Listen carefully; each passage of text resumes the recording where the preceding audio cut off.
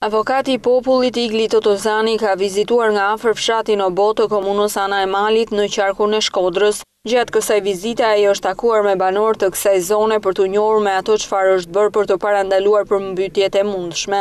Gjatë fjalës së tij, Totozani ka kërkuar nga qeveria që të parashikojë në buxhet investime për argjinaturat në këtë zonë, si dhe të bëhet përfundimisht dëmshpërblimi i banorëve të këtyre zonave të cilët jo pak herë janë përballur me përmbytje. Ekspertët tanë kanë ardhur, kanë bërë vizitat e tyre në këtë zonë dhe kanë parë që asgjë s'ka lëvizur.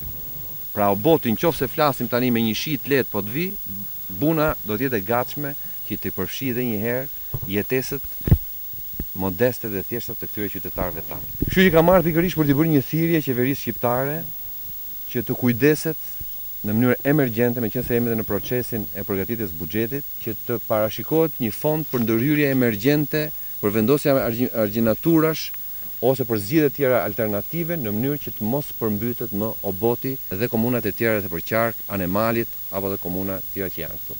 Së dyti, të rirregullimit të listave të personave banorëve me kultura bujqësore apo biznese të dëmtuara për të shpërblyer, për të dëmshpërblyer dhe alokimin e plot të fondit të kesh rreth pra $10 milion.